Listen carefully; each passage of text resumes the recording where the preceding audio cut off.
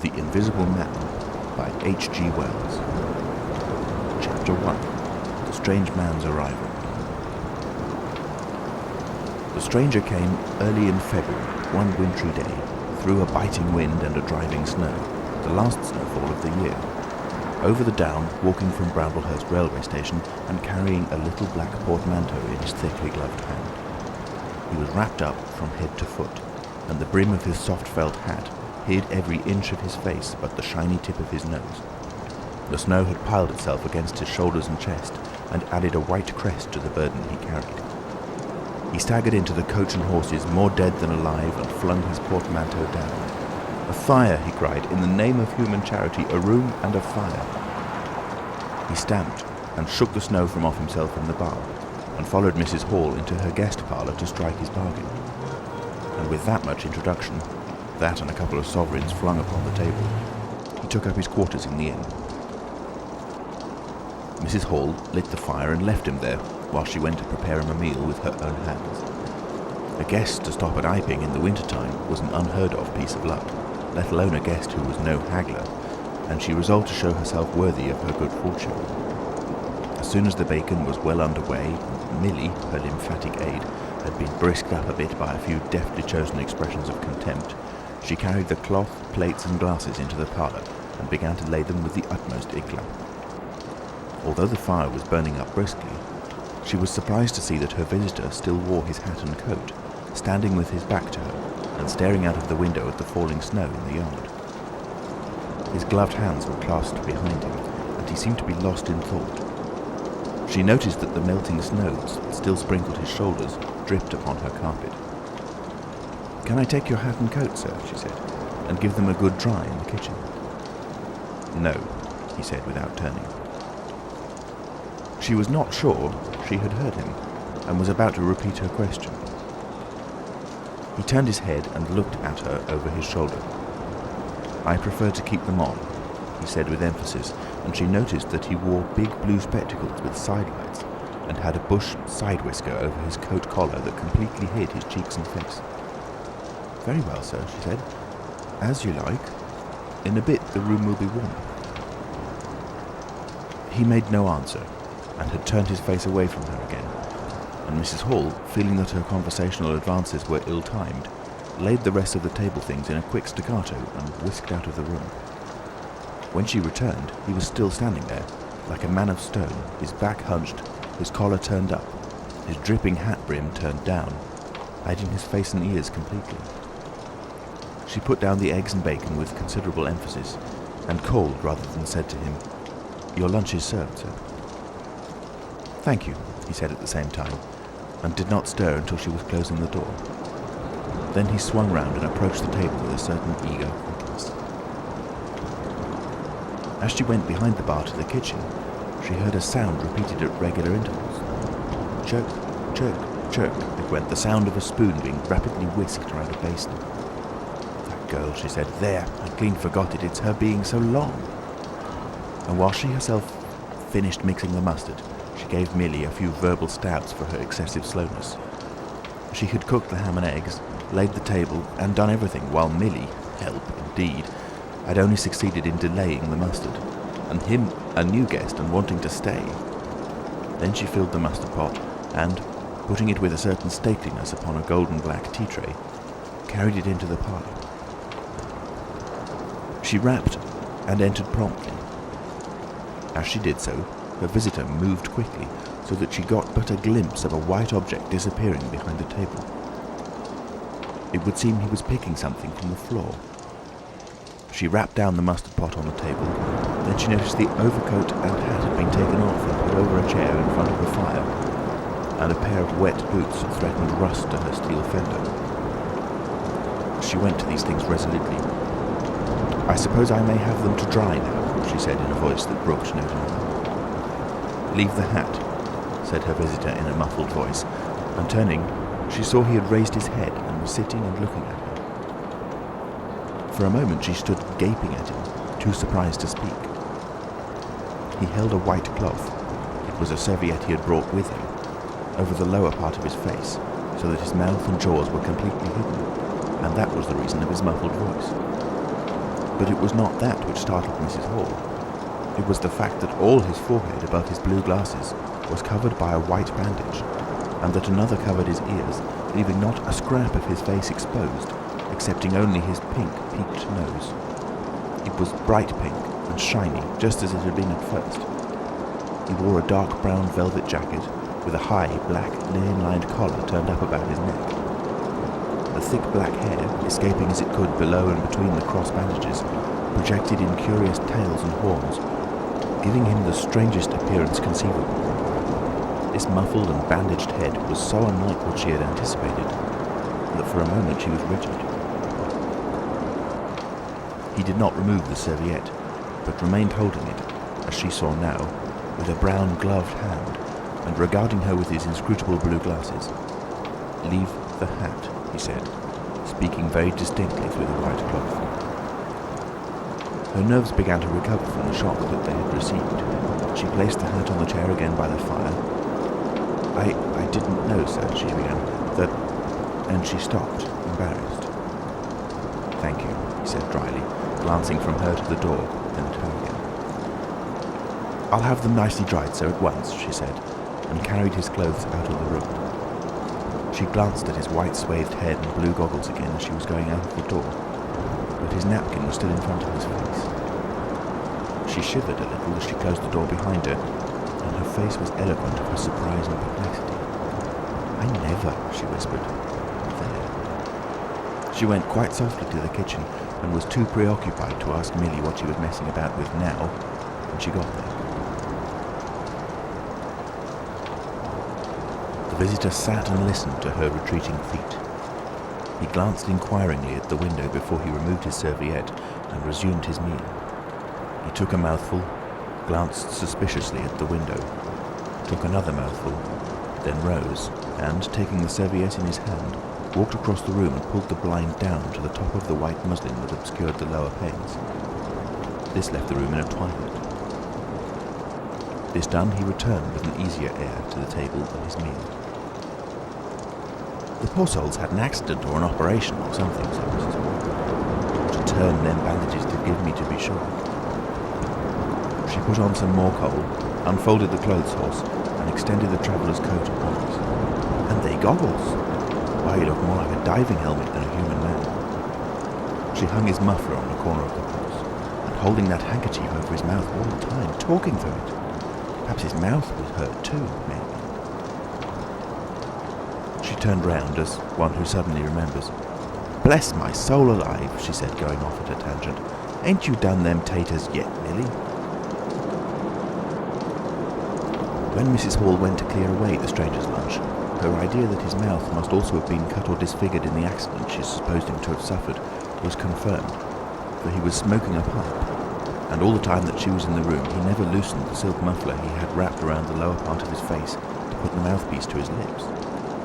Yet it was not forgetfulness, for she saw he glanced at it as it smouldered out.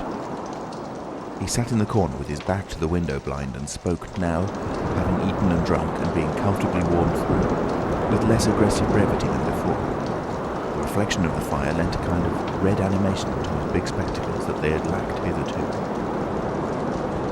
"I have some luggage," he said, "at Bramblehurst station," and he asked her how he could have it sent. He bowed his bandaged head quite politely in acknowledgement of her explanation. "Tomorrow," he said, "there is no speedier delivery?"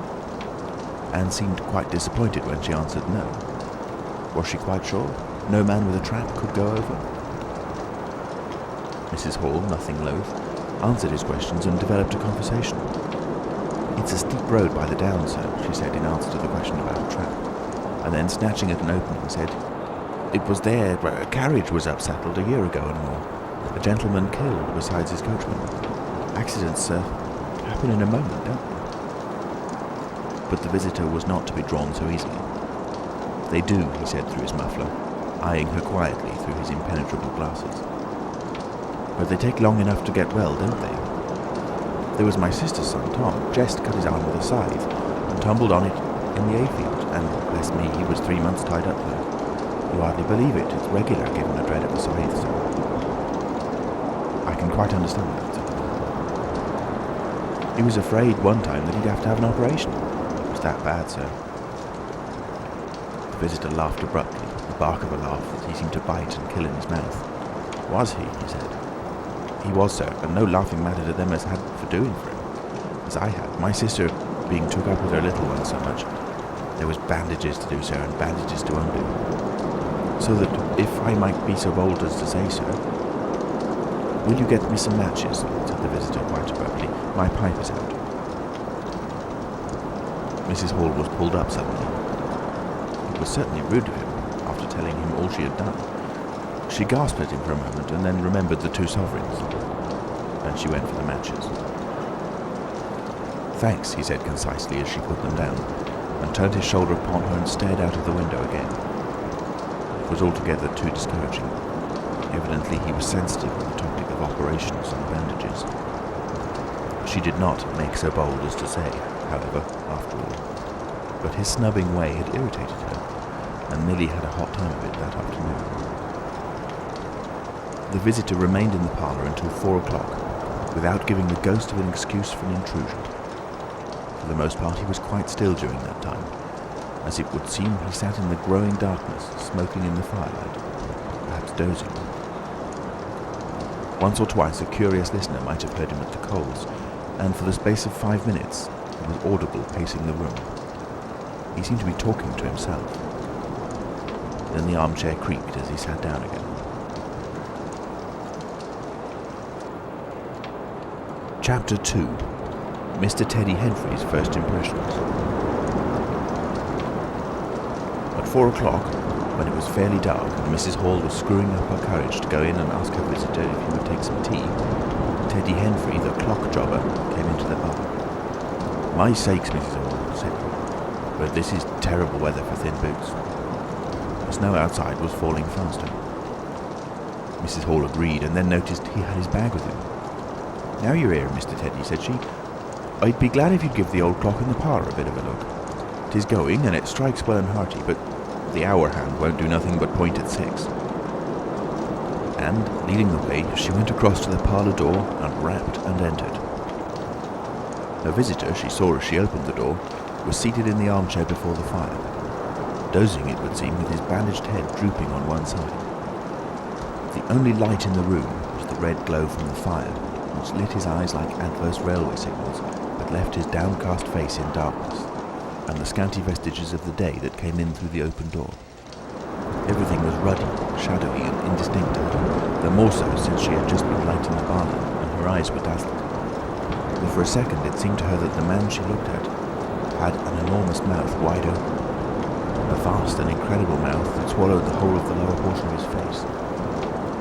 It was the sensation of a moment, the white bound head, the monstrous goggle eyes, and this huge yawn below it. Then he stirred, started up in his chair, put up his hand. She opened the door wide so that the room was lighter, and she saw him more clearly, with the muffler held up to his face, just as she had seen him hold the serviette before. The shadows, she fancied, had tricked her. "Would you mind, sir, this man a coming to look at the clock, sir?" she said, recovering from the momentary shock.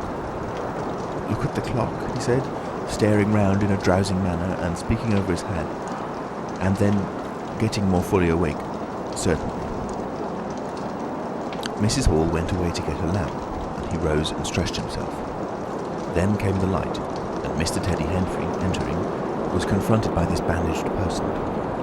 He was, he says, taken aback. "Good afternoon," said the stranger, regarding him, as Mr. Henfrey says, with a vivid sense of the dark spectacles, like a lobster. "I hope," said Mr. Henfrey, "that it's no intrusion." "None whatever," said the stranger, "though I understand," he said, turning to Mrs. Hall, "that this room is really to be mine for my own private use."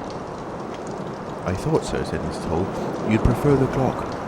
"Certainly," said the stranger, "certainly, but as a rule, I like to be alone and undisturbed." "But I'm really glad to have the clock seen to," he said, seeing a certain hesitation in Mr. Henfrey's manner. "Very glad." Mr. Henfrey had intended to apologise and withdraw, but this anticipation reassured him.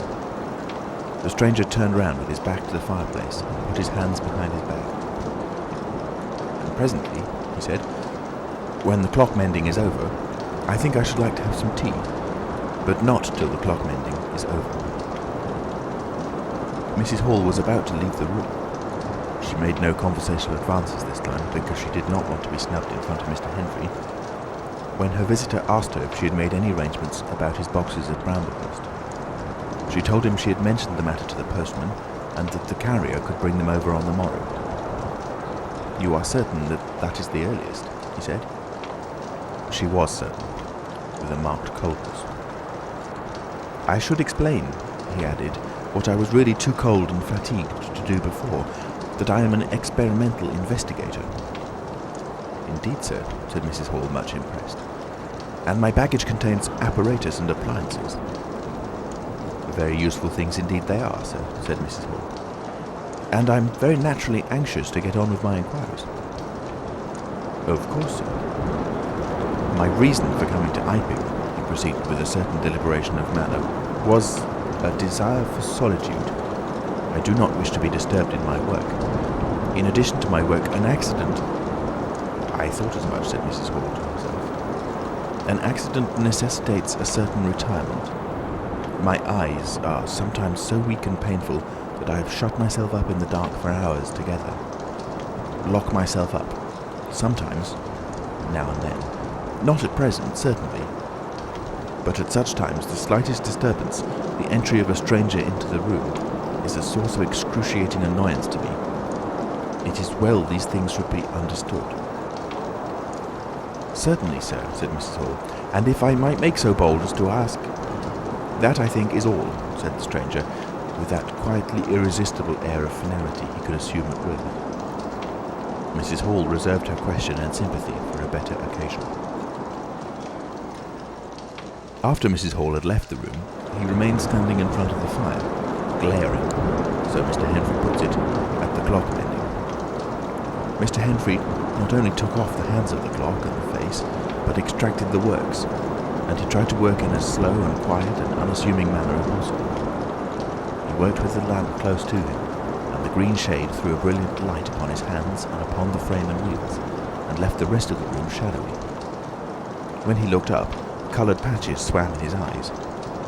Being constitutionally of a curious nature, he had removed the works, a quite unnecessary proceeding, with the idea of delaying his departure, and perhaps falling into conversation with the stranger. But the stranger stood there, perfectly silent and still. So still, it got on Henfrey's nerves. He felt alone in the room and looked up, and there, grey and dim, was the bandaged head and huge blue lenses, staring fixedly with a mist of green spots drifting in front of him. It was so uncanny to Henfrey that for a minute they remained staring blankly at one another. Then Henfrey looked down again. A very uncomfortable position. One would like to say something.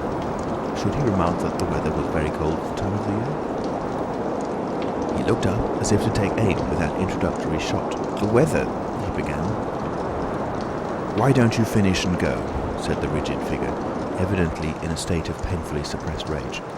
"All you've got to do is fix the hour hand on its axle. You're simply humbugging."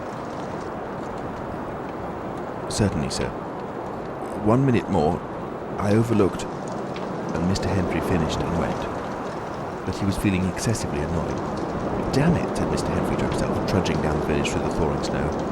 "A man must do a clock at times, surely." And again, "Can't a man look at you?" Ugly. And yet again, seemingly not.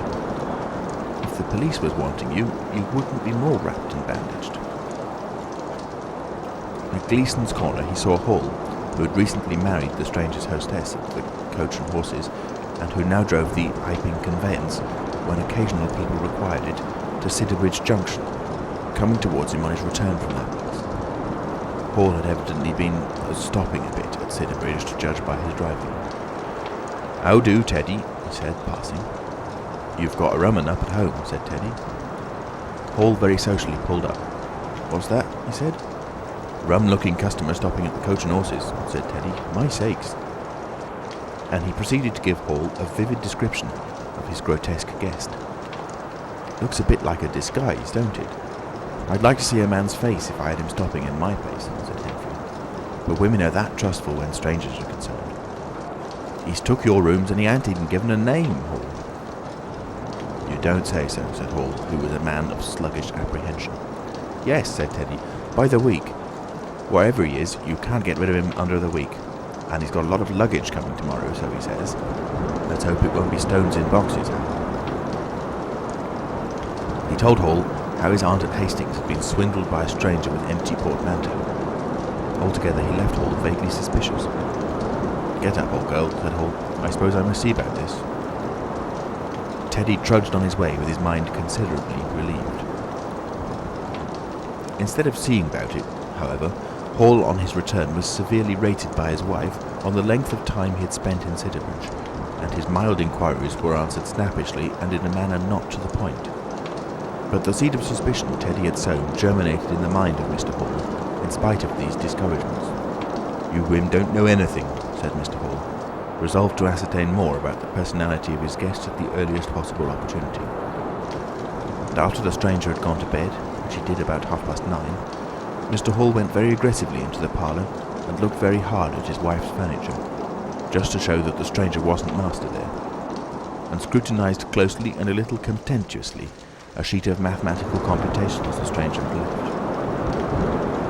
When retiring for the night, he instructed Mrs. Hall to look very closely at the stranger's luggage when it came the next day. "You mind your own business, Hall," said Mrs. Hall, "and I'll mind mine."